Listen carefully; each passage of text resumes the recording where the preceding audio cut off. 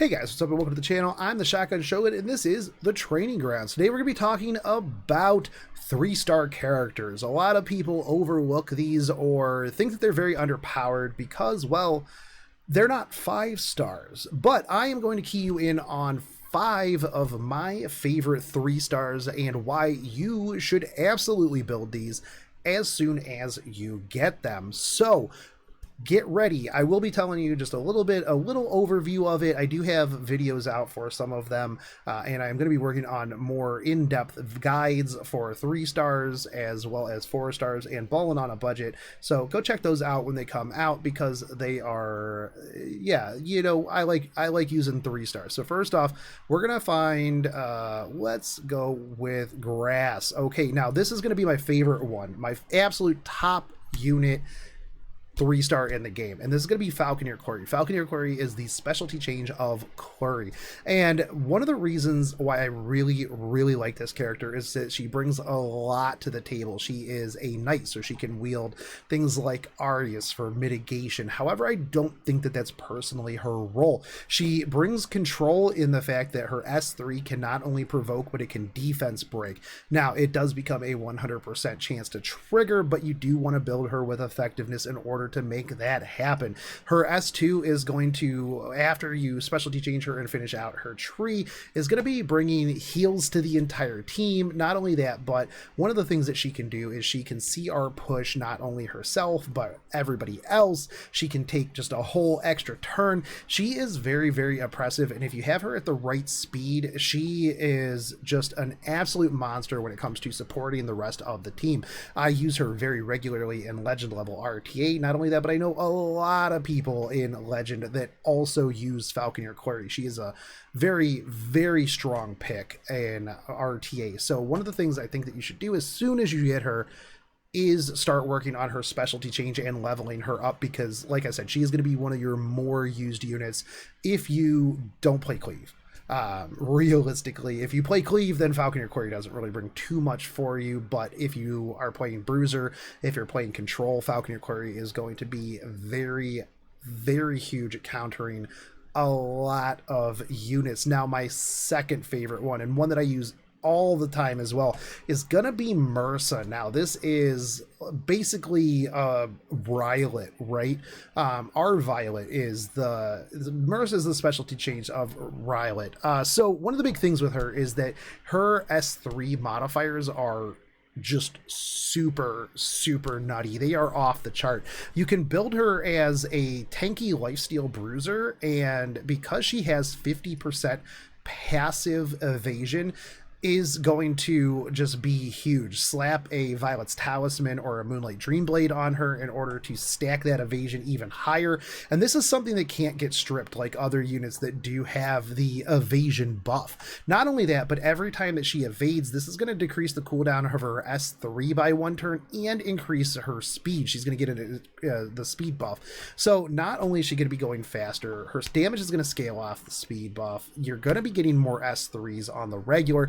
Not only that, but her S3 will silence for 2 turns, which is huge. 2 turns silence, if you get this, is going to be very oppressive. Now, you're probably not going to land this on a support like a Ruel or a DN or something along those lines, but most bruisers do not have any effect resist, so you can shut a bruiser up for 2 turns. That is very strong. Her S1 not only scales off speed, but you are also going to be inflicting speed down on them, meaning that she's going to be getting more lap turns and she's just going to be doing more damage. And if you do have lifesteal on her, whatever little chip damage that you take from being missed, because you're still going to take damage, you are going to be able to heal that back, and that is very strong. Not only that, but her imprint is speed, meaning that if you do eventually get blessed with triple S, you're going to be able to slot her on a team and everybody's just going to be going faster. So she's very strong. Not only that, but I really like the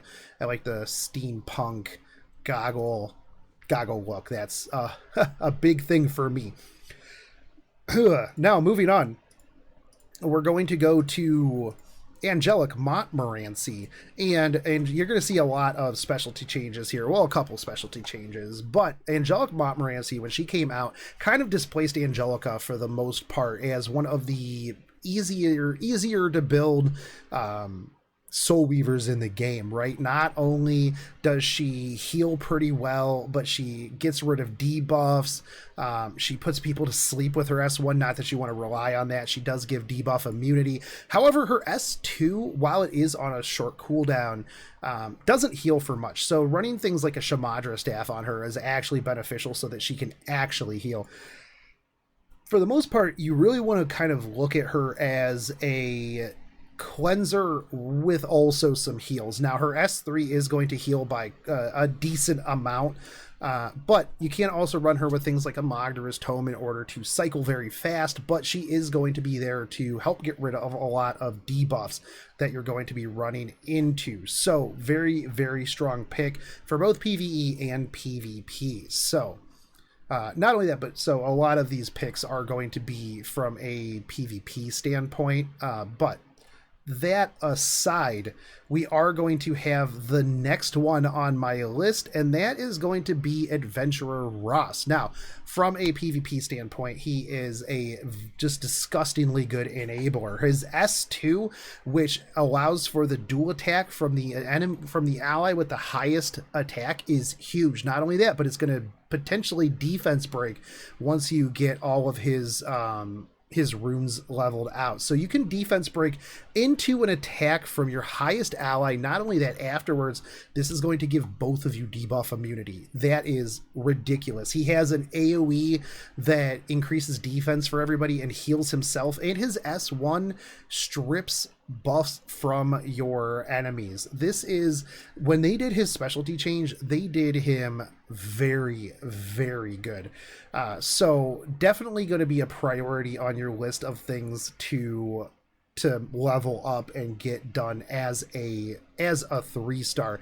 Now, one of the PvE standpoint characters that you are absolutely going to want to build as soon as you get her is going to be Lena. Now, you might not want to build Lena if you pulled like a Vildred or something like that from your selective summon, but when it comes to farming, there are few characters in the game that can do it as fast as Lena. And honestly, I would say that Lena farms faster than Arbiter Vildred because she has no animation on her S3. It's just uppercut, move to the next one, uppercut, move to the next one, and uppercut. And she's very, very easy to build. No Mulgore is required. Her S2 gives her 50% critical hit chance, meaning that you don't really have to stack that much. You're going to get a lot of critical hit chance in your gear, so you can build more attack crit damage, more attack speed, however you need to, in order to clear out whatever it is, well, that you need to clear out. So those are going to be my 5 3-stars that you should absolutely work on right out of the gate. As soon as you get them, do it. Now, for honorable mentions, Terranagard and Alexa, and these two are going to help you immensely with Wyvern 11, Wyvern 12, and Wyvern 13. Very, very strong. Now, I know I'm missing other 3-stars, right? There's a lot of 3-stars that are really good. Herado's real good. Who else am I missing here? Captain Ricorous is real good. Researcher Carrot's real good. Commander Lorena's real good. All-Rounder Wanda's real good. Batiste is real good. You have Pearl Horizon, who's getting a specialty change. She's real good. You have Adley, who's really good. Doris is super good. You have a lot of very, very strong. Enot is not good. Enot is terrible. Don't ever build Enot. Gross. But you have a lot of very strong 3-stars, and I think that a lot of people overlook them. And if you invest in these characters, these ones that I mentioned, Falconeer Quarry and MRSA are both top tier picks that I see every, so like Falconeer Quarry is in a ton of games at legend level RTA. MRSA I use regularly in Guild Wars. I use MRSA in legend level RTA. MRSA very, very strong. Not only that, but MRSA can work in anti-cleave as well, right? Because you have the mischance. That's huge. Same thing with, Remnant Violet. You have a lot of characters that people overlook just because they're 3-stars. And if you want your account to be just really, really good. 3 stars are going to be very strong. Not only that, but like I said, you don't have to Molagora them, so that is going to be an absolute boon to your account. But those are my 3 stars in no particular order, mostly just as I went. But I would prioritize Falconeer Quarry as soon as you get it, along with Lena for farming if you don't have a farmer already. But that's it for me. I'm the Shotgun Shogun. If you haven't yet and you would like to subscribe, I would appreciate it. But if you don't want to, that's fine too. I'm not the boss of you. You're the boss of you. If you don't want to level these 3 stars, that's fine too. Thanks for watching this far. But if you would like to help out the channel, I do have a Patreon you can join. And if you don't want to do that, you can always just share this out to other people who think that 3 stars are bad, and then you can call them bad. Just because. But I'll catch you on the next one. This is it. Peace.